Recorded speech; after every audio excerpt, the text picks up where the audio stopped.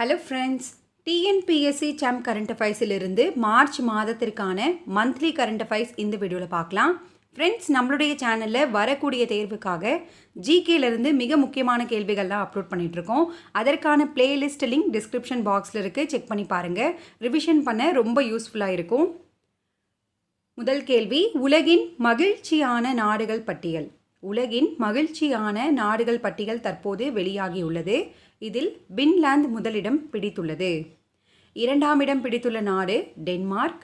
மூன்றாம் இடம் ஐஸ்லாந்து. இந்த 2023 உலகின் மகிழ்ச்சியான நாடுகள் பட்டியலில் இந்தியாவின் இடம் 126வது இடம். இப்பட்டியலில் கடைசி இடம் பிடித்த நாடு எது? ஆப்கானிஸ்தான். ஃப்ரெண்ட்ஸ், இதில் எல்லாமே டாப் 50 கரண்ட் அஃபைர்ஸ் எடுத்திருக்கு.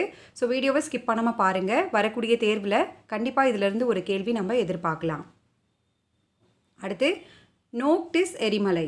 நோக்டிஸ் எரிமலை அப்படின்றது செவ்வாய் கிரகத்தில் கண்டுபிடிக்கப்பட்ட ஒரு எரிமலை. இதற்கு நோக்டிஸ் அப்படின்ற பெயர் வைக்கப்பட்டிருக்கு. கண்டுபிடிக்கப்பட்ட இடம் எது? செவ்வாய் கிரகம். சமீபத்தில் சீனா அருணாச்சல பிரதேசத்தை தெற்கு திபெத் என்று அறிவித்துள்ளது. மேலும் அருணாச்சல பிரதேசத்திற்கு ஷாங்னான் என்ற பெயரையும் வைத்துள்ளது. ஸோ எந்த நாட்டினுடைய வரைபடத்தில் தெற்கு திபெத் என அருணாச்சல பிரதேசம் குறிப்பிடப்பட்டிருக்கு அப்படின்னு பார்த்தீங்கன்னா சீனா. ஒலிம்பிக் போட்டி 2024 ஆண்டு. 2024 ஆண்டிற்கான ஒலிம்பிக் போட்டி நடைபெறக்கூடிய இடம் பிரான்சின் பாரிஸ் நகரில் நடைபெற உள்ளது. 2020 ஆண்டு எங்கு நடைபெற்றது? டோக்கியோ நகரில் நடைபெற்றது. வரக்கூடிய 2028 ஆண்டு ஒலிம்பிக் போட்டியானது அமெரிக்காவின் லாஸ் ஏஞ்சல்ஸ் நகரில் நடைபெற உள்ளது. அடுத்து, சமுத்திர லக்ஸமனா. சமுத்திர லக்ஸமனா அப்படின்றது இந்தியா மற்றும் மலேசியா இடையே நடைபெறக்கூடிய இருதரப்பு கடற்சார் பயிற்சி. சமுத்திர லக்ஸமனா இந்தியா மற்றும் மலேசியா இடையே நடைபெறக்கூடிய இருதரப்பு கடல்சார் பயிற்சி. இந்த வருடம் ஆந்திராவின் விசாகப்பட்டினத்தில் இது நடைபெற்றது. உலக ஆன்மீக திருவிழா.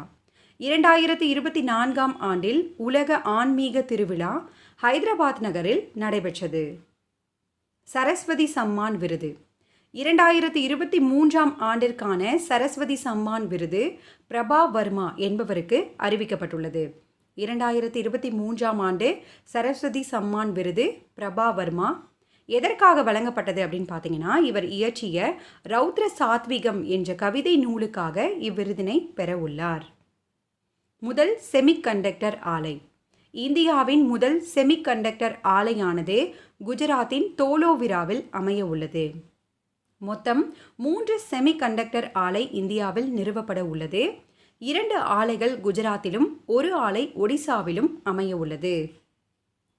தமிழக புதிய தேர்தல் ஆணையர். இது தேர்வில் எதிர்பார்க்கக்கூடியது. ஸோ கவனமாக பாருங்கள். தமிழகத்தின் புதிய தேர்தல் ஆணையராக நியமனம் செய்யப்பட்டவர் யாருன்னு பார்த்தீங்கன்னா ஜோதி நிர்மலா சாமி. மேலும் முக்கியமான ஆர்டிகல்ஸ் பார்க்கலாம். பஞ்சாயத்து தேர்தல் தொடர்பான ஆர்டிக்கல் எதுன்னு பார்த்தீங்கன்னா 243 கே. நகராட்சி தேர்தல் பற்றி கூறக்கூடிய சரத்து எது? 243 ZA. தேசிய வாக்காளர் தினம் ஒவ்வொரு ஆண்டும் ஜனவரி 25 அனுசரிக்கப்படுகிறது. தேர்தல் ஆணையருடைய பதவிக்காலம் என்னன்னு பார்த்தீங்கன்னா 5 ஆண்டுகள் அல்லது 65 வயது. இதில் எது முன்னாடி வருதோ அதை பேஸ் பண்ணி அவருடைய பதவிக்காலம் அமைந்திருக்கும். ஃப்ரெண்ட்ஸ், நம்மளுடைய சேனலில் டாப் 100 அரசியலமைப்பு சட்ட விதிகள் அப்லோட் பண்ணியிருக்கோம். அது பார்த்தீங்க அப்படின்னா ஒரு தெளிவான வியூ கிடைக்கும் அரசியலமைப்பு சட்ட விதிகள் தொடர்பாக. ஸோ அந்த வீடியோக்கான லிங்க்கை நான் கமெண்ட்டில் பின் பண்ணுறேன், செக் பண்ணி பாருங்கள். ஹைட்ரஜன் எரிபொருள் படகு சேவை.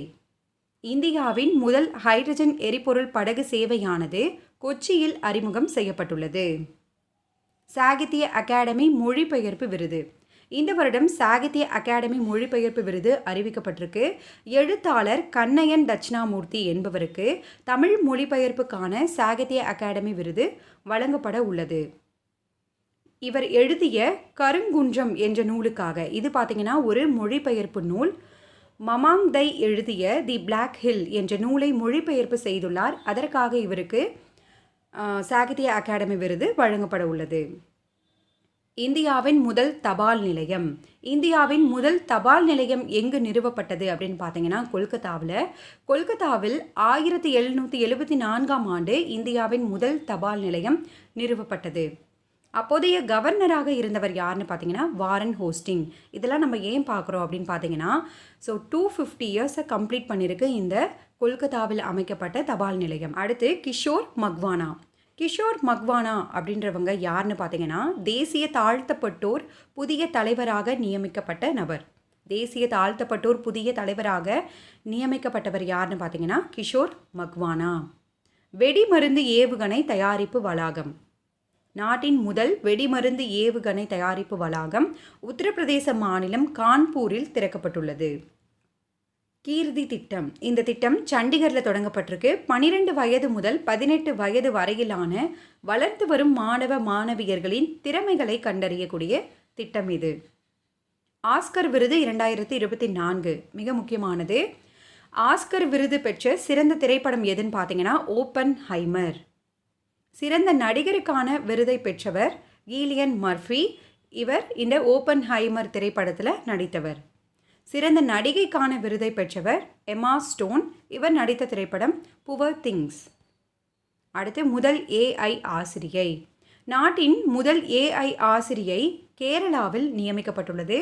இந்த ஏஐயினுடைய பெயர் என்னன்னு பார்த்தீங்கன்னா ஐரிஸ். Apache helicopter. ராஜஸ்தானின் ஜோத்பூரில் இராணுவத்தின் முதல் அப்பாச்சி ஹெலிகாப்டர் படைப்பிரிவு உருவாக்கப்பட்டிருக்கு. இந்த அப்பாச்சி ஹெலிகாப்டர் ஆனது அமெரிக்காவின் போயிங் நிறுவனத்தால் உருவாக்கப்பட்டது. இந்தியா எந்த நாட்டிடமிருந்து அப்பாச்சி ஹெலிகாப்டரை வாங்கியுள்ளது அப்படின்ற மாதிரி கேள்வி கேட்கலாம். அமெரிக்கா. முதல் இயற்கை எரிவாயு பங்க். நாட்டின் முதல் இயற்கை எரிவாயு பங்க் குஜராத்தில் துவங்கப்பட்டுள்ளது. முதல் நதி டால்ஃபின் ஆராய்ச்சி மையம். பீகாரின் பாட்னாவில் பார்த்தீங்கன்னா இந்தியாவின் முதல் நதி டால்ஃபின் ஆராய்ச்சி மையம் திறக்கப்பட்டிருக்கு. சுமன் குமாரி என்பவர் எல்லையோர காவல் படையின் முதல் ஸ்னைப்பர் வீராங்கனையாக தேர்வு செய்யப்பட்டுள்ளார். இது மிக முக்கியமான கரண்ட் அஃபைர்ஸ். எல்லையோர காவல் படையின் முதல் ஸ்னைப்பர் வீராங்கனையாக தேர்வாகியுள்ளவர் யார்? சுமன் குமாரி. ஔவையார் விருது 2024. சமீபத்தில் ஔவையார் விருது 2024 அறிவிக்கப்பட்டுள்ளது. இந்த விருதிற்கு தேர்வு செய்யப்பட்டவர் யாருன்னு பார்த்தீங்கன்னா பாஸ்டினா சூசைராஜ் என்கின்ற பாமா. வீரமாமுனிவர் விருது முனைவர் சச்சிதானந்தருக்கு அறிவிக்கப்பட்டிருக்கு. தேவநேய பாவனர் விருது பா அருளி என்பவருக்கு அறிவிக்கப்பட்டிருக்கு.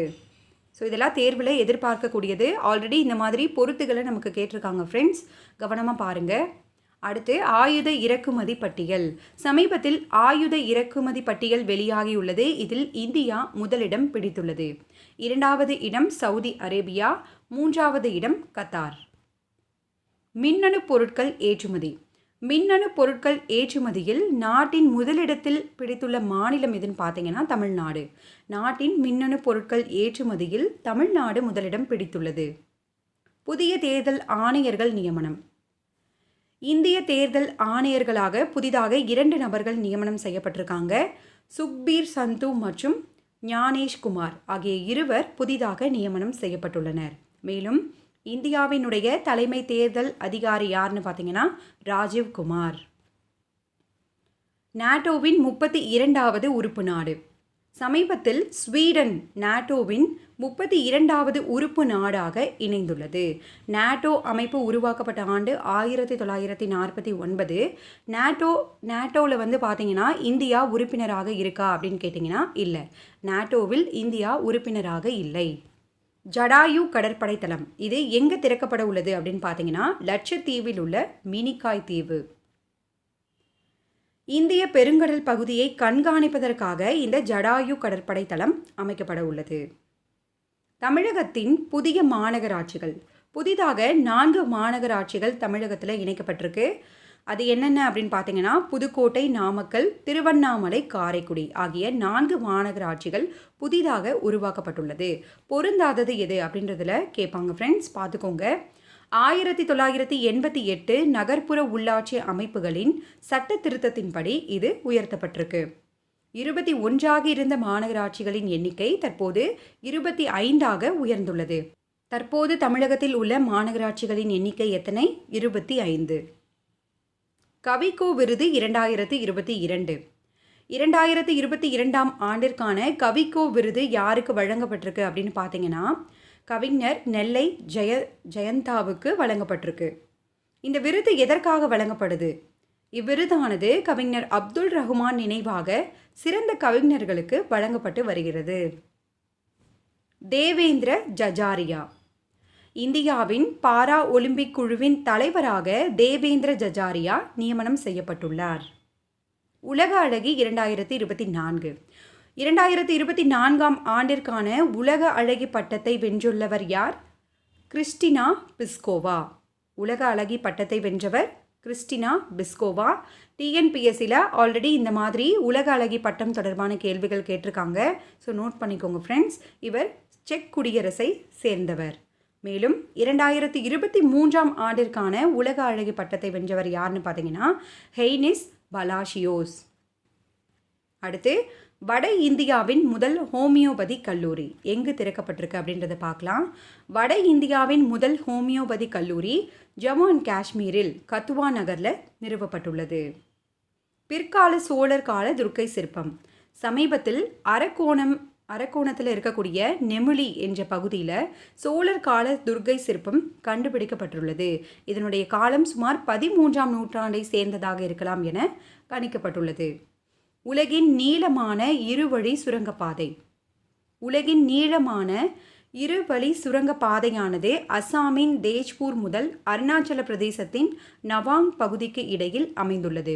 உலகின் நீளமான இருவழி சுரங்கப்பாதை எந்த நாட்டில் அமைந்துள்ளது? இந்தியா. இந்தியாவில் அஸ்ஸாம் டு அருணாச்சல பிரதேசம். சர்வதேச சோலார் கூட்டணி. இந்த கூட்டணியில் பனாமா நாடானது 97வது நாடாக இணைந்துள்ளது. பிரெஞ்சு ஓப்பன் பேட்மிண்டன் போட்டி. ஆடவர் இந்த பிரெஞ்சு ஓப்பன் பேட்மிண்டன் போட்டியில் ஆடவர் இரட்டையர் பிரிவில் இந்தியாவின் சாத்விக் சாய்ராஜ் மற்றும் ஷிராக் ஷெட்டி இணை சாம்பியன் பட்டத்தை வென்றுள்ளனர். மக்களவை தேர்தல் இதை பற்றின முக்கியமான பாயிண்ட்ஸ் பார்க்கலாம். தற்போது 2024இல் இந்தியாவினுடைய 18வது மக்களவை தேர்தல் நடைபெற உள்ளது. மொத்த தொகுதிகள் 543. Women in business and law index. சமீபத்தில் வெளியான பெண்கள் வணிகம் மற்றும் சட்ட குறியீட்டில் இந்தியா 113வது இடத்தை பிடித்துள்ளது. சிவசக்தி தளம். சிவசக்தி தளம் அப்படின்றது சந்திரயான் 3 விண்கலம் அதனுடைய விக்ரம் லேண்டர் நிலவில் தர இறங்கிய தளத்திற்கு தான் சிவசக்தி என்று பெயரிடப்பட்டுள்ளது. இதற்கான ஒப்புதலை சர்வதேச வானியல் ஒன்றியம் அறிவித்துள்ளது. ஸோ அந்த விக்ரம் லேண்டர் நிலவில் தரை இறங்கிய இடத்தினுடைய பெயர் என்ன? சிவசக்தி. பாரதி சக்தி போர் பயிற்சி. இந்தியாவின் முப்படைகள் இணைந்து பாரதி சக்தி போர் பயிற்சியை நடத்தியுள்ளது. இது எங்கு நடத்தப்பட்டிருக்கு அப்படின்னு பார்த்தீங்கன்னா ராஜஸ்தானின் பொக்ரானில். இந்தியாவின் முதல் அணு ஆயுத சோதனை நடத்தப்பட்ட இடமும் பொக்ரான். ஆண்டு 1974ஆம் ஆண்டு. மத்திய பிரதேசத்தின் விஜய்பூர் நகரில் இந்தியாவின் முதல் திரவ இயற்கை எரிவாயு நிறுவனம் துவங்கப்பட்டுள்ளது. இது கெயில் நிறுவனம் சார்பில் நிறுவப்பட்டிருக்கு. மார்ச் மாதத்திற்கான முக்கிய தினங்கள் பார்க்கலாம். இதில் ஒரு சிலது எக்ஸாமில் கேட்டது. ஸோ நம்ம 1 by 1 பார்க்கலாம். உலக சிவில் பாதுகாப்பு தினம் மார்ச் 1ஆம் நாள் அனுசரிக்கப்படுகிறது. உலக வனவிலங்குகள் தினம் மார்ச் 3 அன்று அனுசரிக்கப்படுகிறது. உலக செவித்திறன் தினம் மார்ச் 3. சர்வதேச பெண்கள் தினம் மார்ச் 8. சர்வதேச பெண் நீதிபதிகள் தினம் எப்போன்னு பார்த்தீங்கன்னா மார்ச் 10ஆம் நாள் அனுசரிக்கப்படுகிறது. உலக நுகர்வோர் தினம் மார்ச் 15ஆம் நாள் அனுசரிக்கப்படுகிறது. தேசிய தடுப்பூசி தினம் மார்ச் 16.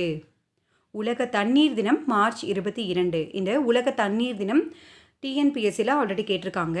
அடுத்து பூமி தினம் மார்ச் 23ஆம் நாள் அனுசரிக்கப்படுகிறது.